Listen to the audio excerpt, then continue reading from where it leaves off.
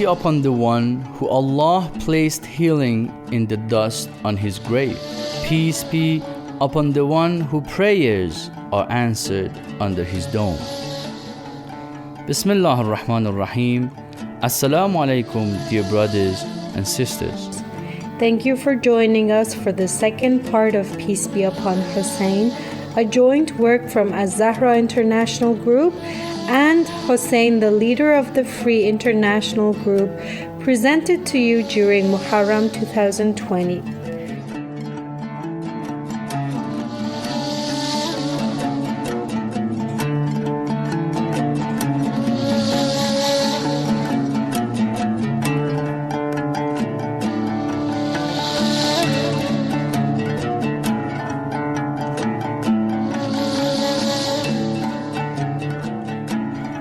As you probably remember, in the last episode we spoke about the epic aspect of Imam Husain's personality and mentioned that his difference with other historical or mythical heroes is that he does not belong to any single nation, culture, religion, but to all of humanity. Anyone from any background can relate to him and his story. It is unfortunate, therefore, that we have not yet fully understood this epic. The story of Ashura has two sides to it. One is absolute darkness and the other is absolute light, and both are quite unique. As for the dark sky, in the time span of half a day, we witnessed 21 separate types of crime and depravity. To be sure, there are such atrocities being committed throughout the world in our time, and that one cannot say nothing like the events of Karbala has ever happened, but in its own time, it was quite unparalleled.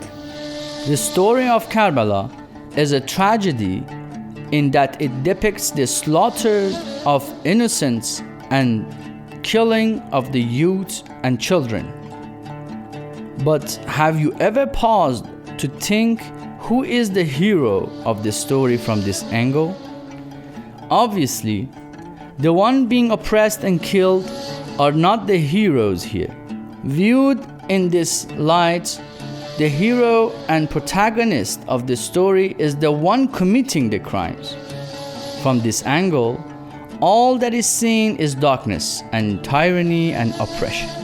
But is this all there is to the events of Ashura? Let's take a short break before answering this question.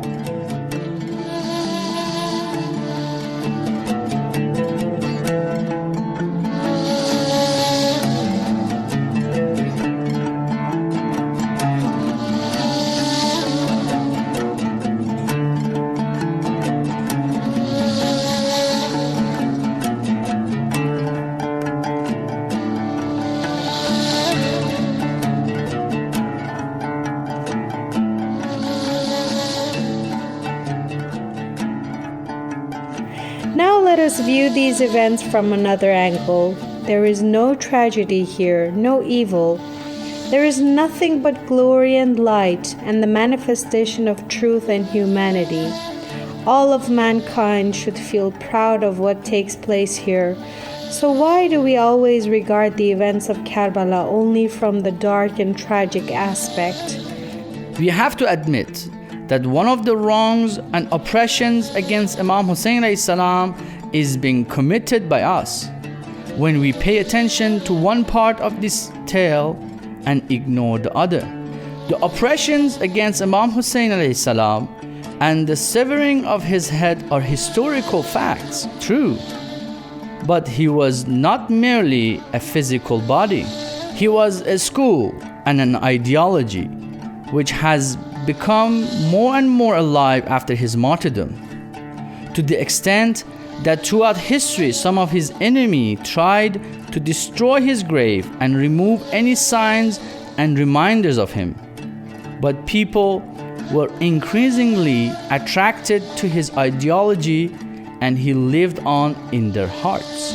It is worth mentioning that we have no intention of forgetting about the dark and tragic aspect of Karbala, because remembering it and mourning for it has been recommended to us by the Holy Prophet and the infallible Imams sallallahu alayhim ajma'in. But this mourning should have an epic hue and scent.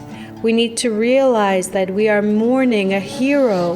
There is no doubt that shedding tears for a hero will entail countless benefits and blessings, both for the individual and for the society. For one, these tears will gradually foster heroic feelings and a heroic spirit inside you. You can no longer be indifferent towards oppression and oppressors. You will have to fight them. The same is true for the communities and societies. In the same way that some social phenomena can darken and depress the soul of a society, other factors can revive society and endow it with courage and determination. Among these is whipping for Imam Husain alayhi salam. Imam Husain alayhi salam is a great social personality. His actions provided a role model for the people of his own time.